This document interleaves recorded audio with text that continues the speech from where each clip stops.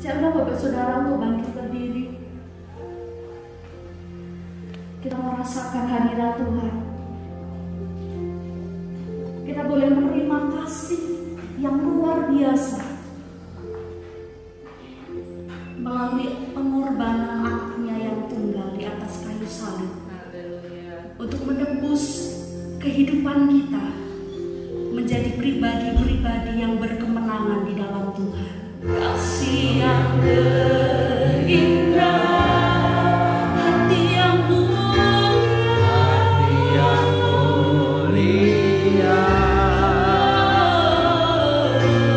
hanya Ku terberkati dalam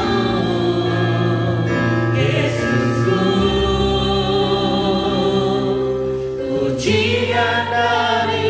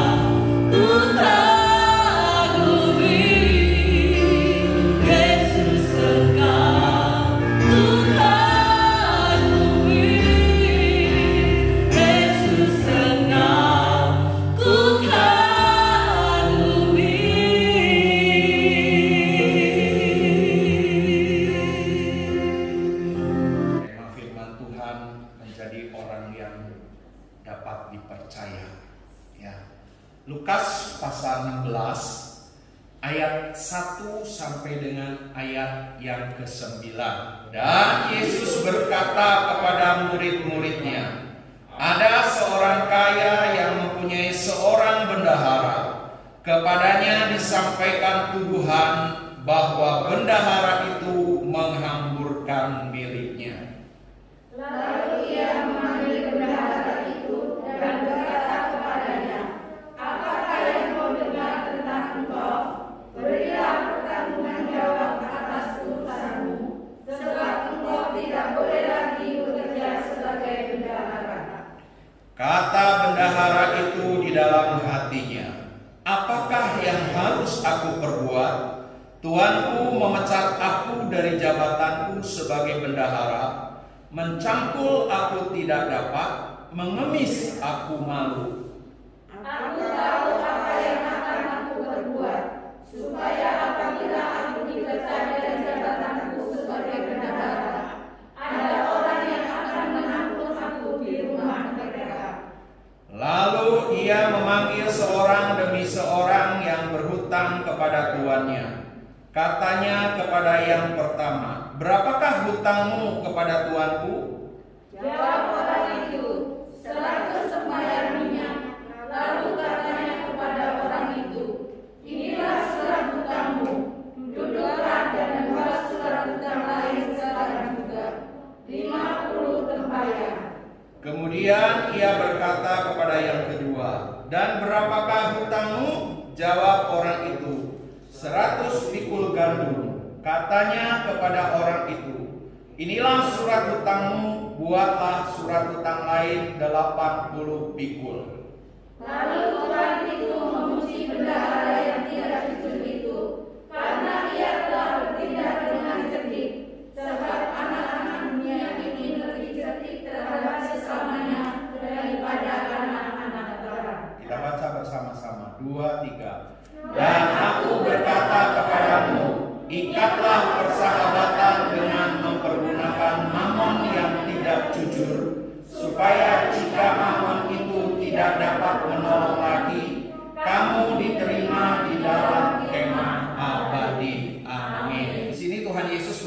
menyampaikan sebuah pengajaran yang bertujuan untuk menyadarkan dan mendorong kita semua supaya kita dapat memanfaatkan apa yang kita miliki, yang sudah dipercayakan oleh Tuhan, dan tidak menyalahgunakannya untuk hal-hal yang tidak berkenan di hadapan Tuhan.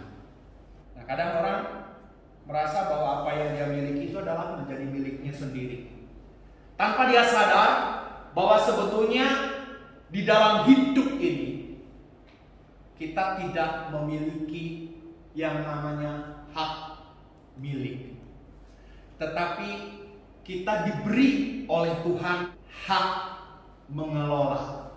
Kita adalah bendaharanya Tuhan, orang yang dipercayakan oleh Tuhan untuk mengelola sesuatu selama kita hidup di dalam dunia ini.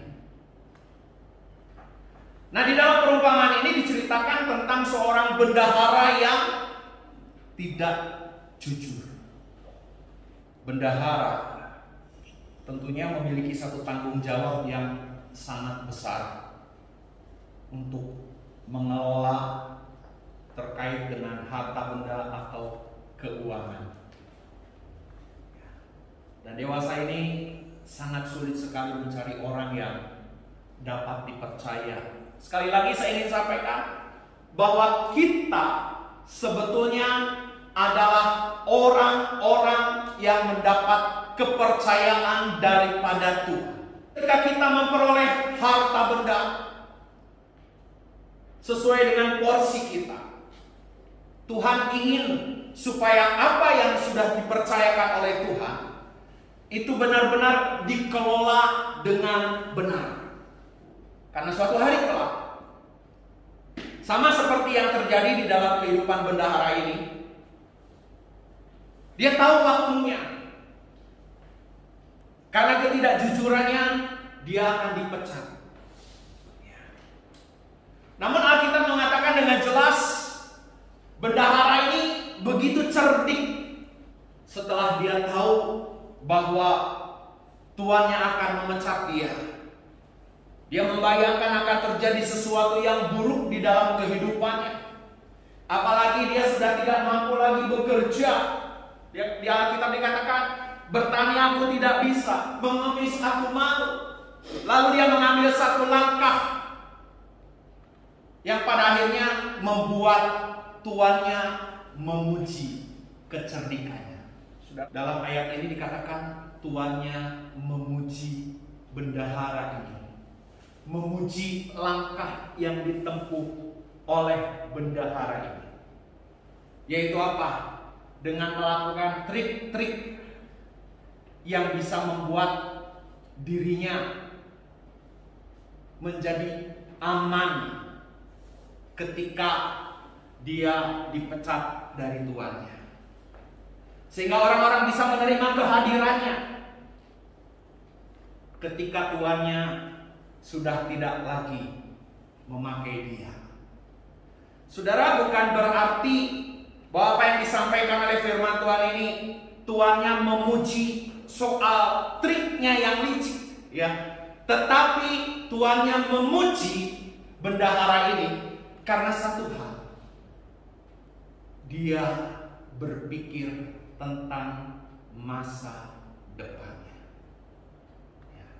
Itu yang dipuji oleh tuannya. Jadi jangan salah tangkap, jangan salah mengartikan tentang perumpamaan yang ada di dalam Injil Lukas ini, sehingga kita terobsesi untuk melakukan hal-hal yang sebetulnya tidak baik dilakukan oleh bendahara ini. Ya. Yang dipuji oleh tuannya adalah karena bendahara ini berpikir tentang masa yang akan datang. Itulah sebabnya Alkitab mengatakan seringkali anak-anak dunia lebih cerdik daripada anak-anak terang. Karena apa? Karena anak-anak dunia kadang-kadang bahkan seringkali berpikir tentang masa yang akan datang, ya, daripada anak-anak terang. Nah, saudara yang dikasihi Tuhan, Di sini Tuhan Yesus ingin mengajarkan sesuatu yang sangat penting, yang seringkali kita abaikan. Kadang-kadang bahkan kita berpikir perkara materi itu tidak ada kaitannya dengan perkara rohani. Padahal sebetulnya Alkitab banyak mencatat bahwa ada kaitan, ada korelasi antara hal jasmani dengan hal rohani. Karena ketika kita tidak dapat dipercaya dalam hal jasmani, jangan heran bahwa suatu hari kelak kita akan mengalami penyesalan yang luar biasa, sama seperti apa yang dilakukan oleh bendahara ini. Ya.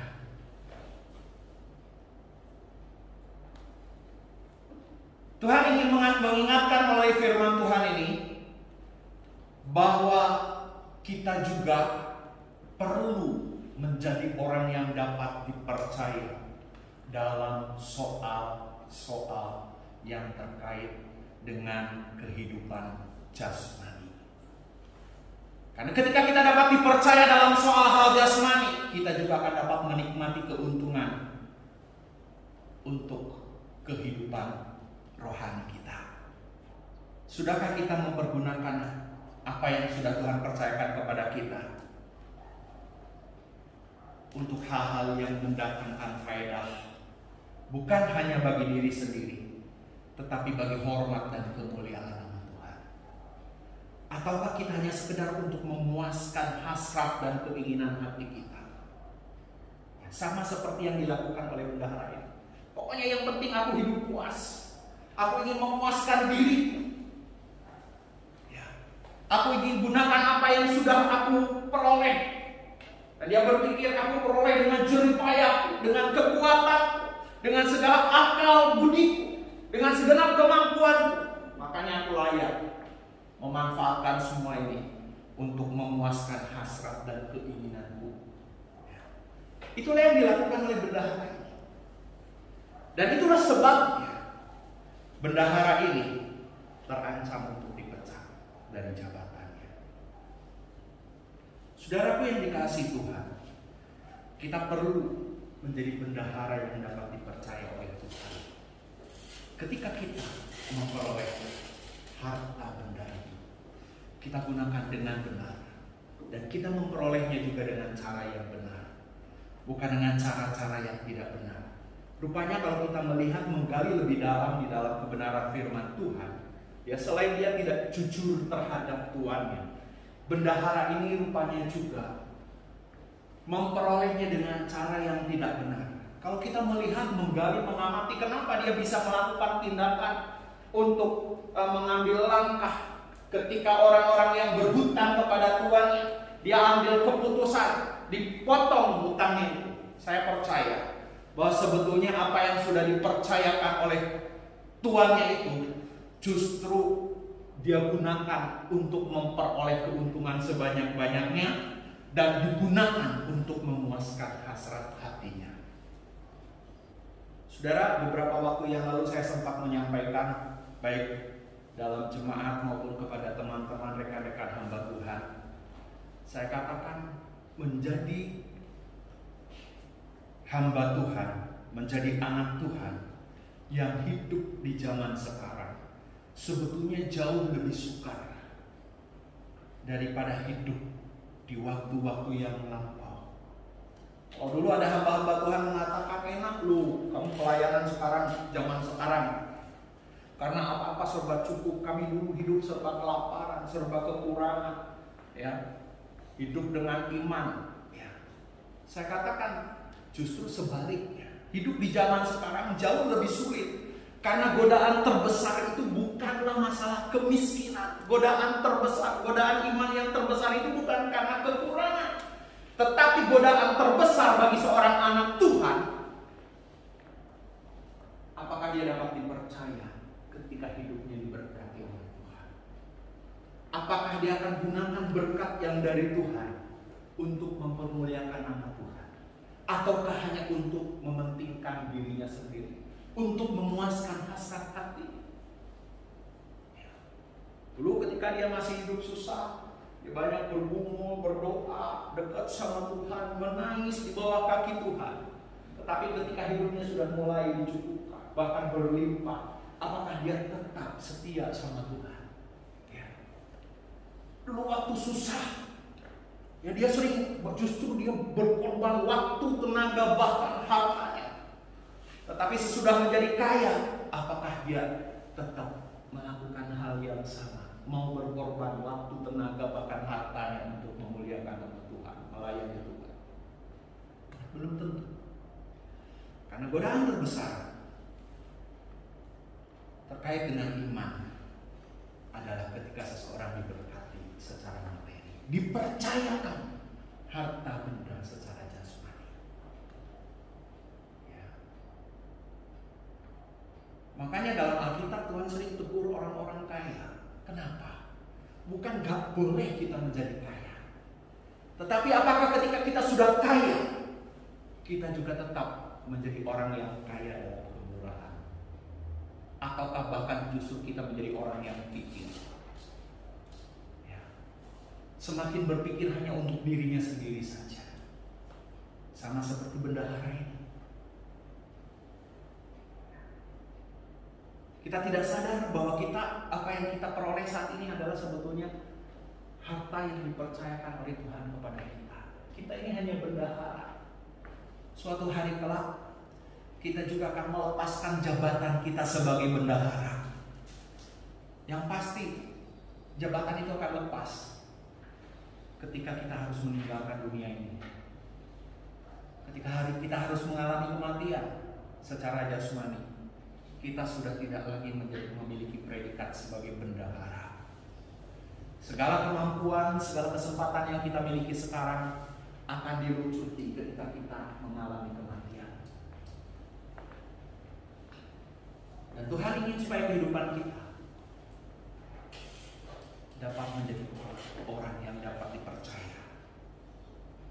Bukan hanya hal-hal ya, ada orang yang hebat di dalam ibadah, luar biasa, memuji Tuhan, sampai orang bilang itu urapan.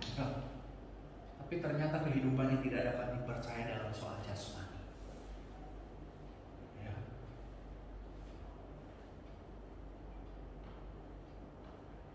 Ternyata dalam soal jasmani dia suka tipu sana tipu sini.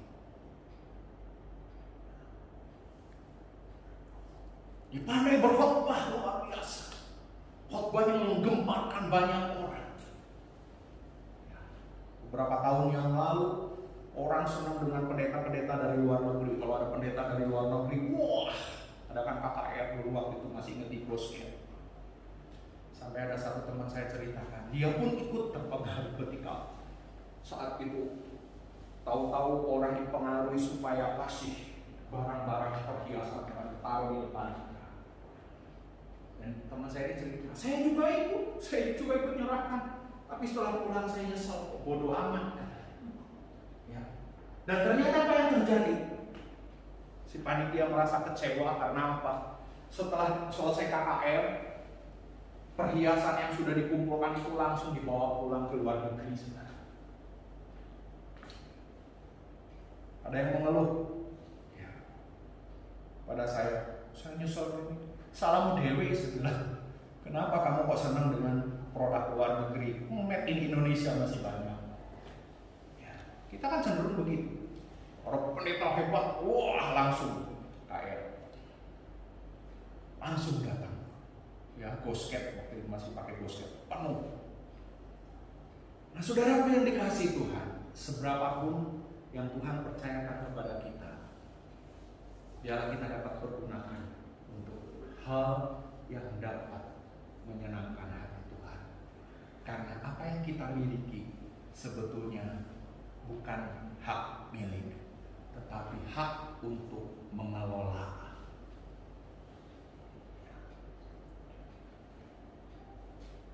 Kita adalah orang-orang yang dapat dipercaya. Biarlah kita menjadi orang-orang yang sungguh-sungguh menjadi bendahara yang tidak seperti bendahara yang tidak jujur ini. Seberapapun yang Tuhan percayakan, mungkin saat ini apa yang Tuhan percayakan itu kecil, tapi biarlah kita kelola dengan benar, kelola dengan jujur. Karena ketika kita mengelola dengan benar, ketika kita mengelola dengan jujur, hal itu menyenangkan hati Tuhan. Tuhan akan mempercayakan yang lebih besar lagi, semakin besar. Dan sampai pada akhirnya ketika kita kembali, kita ketemu dengan Tuhan, Tuhan dapat berkata, "Sabaslah hai hamba-Ku yang baik dan setia." Ya, bukan seperti bendahara ini. Walaupun dia mendapat pujian, tetapi dalam pujian soal kecerdikannya, soal berpikir tentang masa depannya, bukan soal kehidupannya yang penuh dengan kecurangan. Ya, rupanya dia juga suka memeras pelanggan-pelanggannya, ya, relasi-relasinya.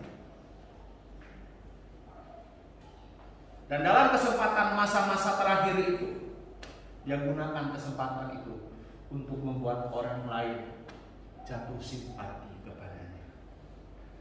Ya. Sekali lagi, bukan masalah kelicikannya, tetapi masalah dia berpikir tentang masa depannya. Dan seharusnya anak-anak Tuhan juga berpikir seperti itu, bahwa apa yang sekarang kita kerjakan tentu suatu saat ada masanya, ada waktunya. Ya.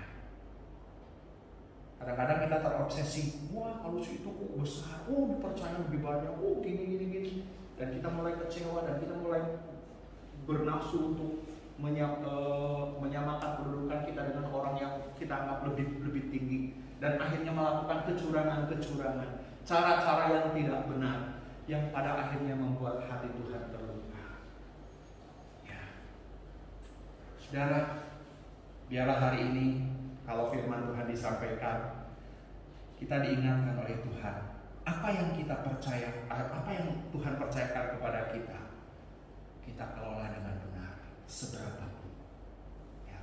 Kita gunakan apa yang Tuhan percayakan kepada kita, bukan untuk memuaskan hasrat hati kita, tetapi bisa menyenangkan hati Tuhan, membuat hati Tuhan bersuka cita.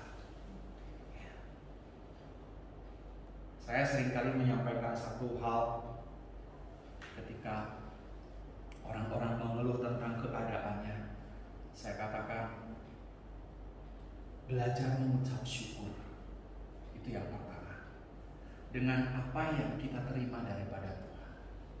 Dan yang kedua, taruh di dalam pikiran kita keinginan hati untuk bisa berbagi, bukan menaruh di dalam pikiran kita satu keinginan supaya orang bisa memberi kepada kita. Ya. Karena ketika kita punya pikiran seperti itu, Tuhan tahu. Ketika kita punya pikiran hati untuk selalu ingin diberi, maka kita akan menjadi orang miskin selamanya. Karena apa? Kita akan selalu menadahkan tangan, ya kan? Tetapi kalau di dalam hati kita taruh pikiran, Tuhan saya rindu untuk bisa memberi, bisa menjadi berkat. Tuhan tahu isi hati kita, Tuhan tahu pikiran kita, dan Tuhan pasti akan laksanakan apa yang menjadi kerinduan kita. Kalau itu benar-benar datang dari hati yang tulus, Tuhan akan perlengkapi kehidupan kita, Tuhan akan percaya kepada kita. Ya. Dan kalau kita sudah dipercaya oleh Tuhan, biarlah kita tetap selamanya menjadi orang yang dapat dipercaya, menjadi bendahara yang jujur. Walaupun kadang-kadang hal itu membuat kita rugi pada awalnya. Ya. Sebagaimana pernah saya saksikan tahun yang lalu, sebelum masa pandemi, saya harus menanggung beban hutang yang cukup besar, yang sebetulnya bukan menjadi tanggung jawab saya, tapi saya kerjakan. Walaupun kadang-kadang badan harus mengalami kelelahan yang luar biasa. Saya harus pribadi pulang pergi Bandung, Sidoarjo. Badan rasanya remuk. Karena apa? Naik kendaraan ini kendaraan yang murah. Ya, sampai hari ini puji Tuhan saya bisa hidup sederhana. Saya naik bus ngecer. Karena kalau naik bus selalu naik bus eksekutif, apalagi naik kereta api eksekutif, pulang pergi biayanya sangat tinggi. Saya harus tahu diri, saya harus bisa menghemat. Supaya apa? Saya bisa melaksanakan tanggung jawab saya, menanggung beban hutang yang tidak sedikit. Dan puji Tuhan, ya, di masa pandemi ini selesai. Ya, Tuhan sudah atur semua. Saya bayangkan kalau hal itu terjadi, pandemi berlangsung terus dan beban itu masih belum selesai, ya lumayan berat. Saya harus tetap pulang pergi ke Bandung. Padahal PPKM masa-masa ini sekarang kan sudah PPKM, kan nggak mungkin ke Bandung. Belajar menjadi orang yang dapat dipercaya dalam soal materi, karena ternyata materi mempengaruhi kehidupan kita untuk masuk di dalam kerajaan surga. Ya, jangan berpikir, wah tidak ada kaitannya dengan materi. Kita lihat Alkitab banyak mencatat, salah satunya di dalam Injil Lukas. Belajar menjadi orang yang dapat dipercaya. Ya, sekalipun kadang-kadang kita harus rugi, tapi kita harus belajar untuk menjadi orang yang bertanggung jawab. Dengan demikian, kehidupan kita benar-benar dapat menjadi bendahara, atau dalam bahasa aslinya dikatakan oikonomos, menjadi oikonomosnya Tuhan, menjadi stewardnya Tuhan yang benar-benar dipercaya.